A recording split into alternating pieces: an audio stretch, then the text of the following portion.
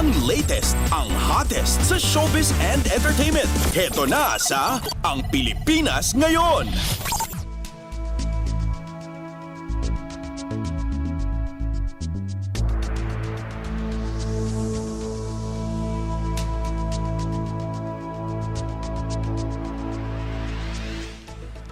Hello! Magandang araw sa ating mga chismoso. Chismosang nag-aabang ng mga trending na balita sa mundo ng showbiz. Ito na ang ratsyada ng ating mga chika.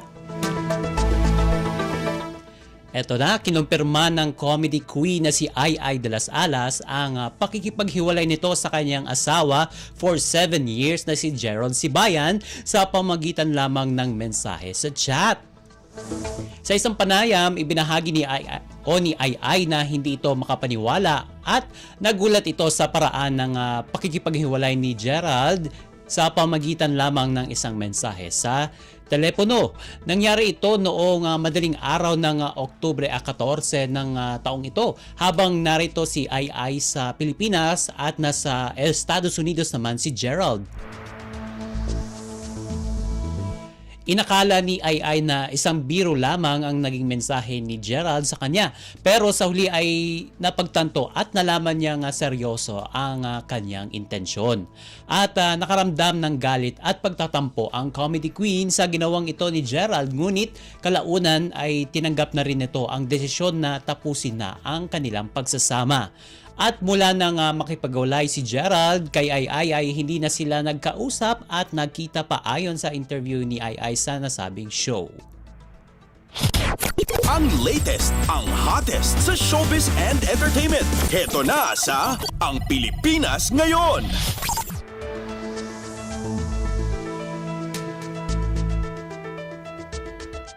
Sa iba pa nating chika for today, viral ngayon sa social media ang tila pagkakailingan ni Sam Melby at Miss Universe 2018 Catriona Gray sa isang event sa Canada. Ito ay nangyari sa kalagitnaan ng All-Star concert ng Cornerstone Entertainment sa nasabing bansa kamakailan. Makikita sa isang TikTok video ang ginawang paghila ni Inigo Pascual kay Sam upang ito ay mapalapit sa beauty queen. At halatang naiilang si Catriona kay Sam noong halos magkalapit sila kaya agad din siyang lumayo at bumalik sa kanyang pwesto katabi si Piolo Pascual. At kung inyong maaalala mga kachismis, maraming fans at netizens ang nalungkot matapos mag-trending ang pictures ng dating celebrity couple na nasa iisang eroplano pero magkaiba ng upuan. At hanggang ngayon wala pang kumpirmasyon kung talagang break na ang dalawa kaya marami pa rin ang umaasa na sila ay magkaayos. At Pebrero nitong taon naglabas ng pahayag ang talent management agency ng dalawa at sinabing may pinagdaraan ng pagsubok ang Miss Universe 2018 at ang aktor. Ang latest, ang hottest sa showbiz and entertainment. Heto na sa Ang Pilipinas Ngayon.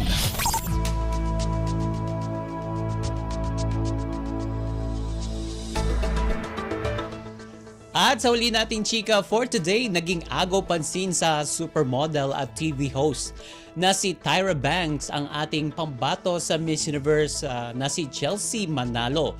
Mukhang kahit ang international star ay napukaw sa kagandahan ni Chelsea, katulad na lamang ng isang portrait photo ng beauty queen para sa Miss Universe 2024. Ang komento dyan ni Tyra, quote-unquote, "Get it girl." At laking gulat ni Chelsea kaya agad niya itong ibinahagi sa sariling social media account. Siyempre, ibinida rin ito ng Miss Universe Philippines organization sa kanilang official Instagram account.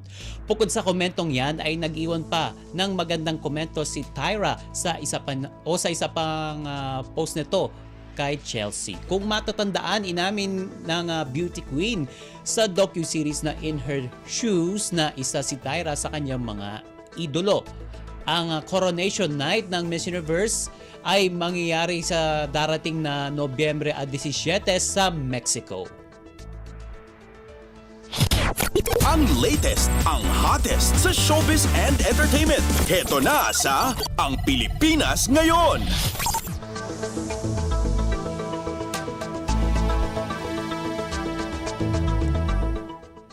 And OMG, wala na tayong sapat na oras para sa ating balitang artista. Maraming salamat mga kachismis sa pakikinig sa aking mga chika for today. Ako po si Mama JT para sa Radyo Pilipinas World Service! Ang latest, ang hottest sa showbiz and entertainment. Heto na sa Ang Pilipinas Ngayon.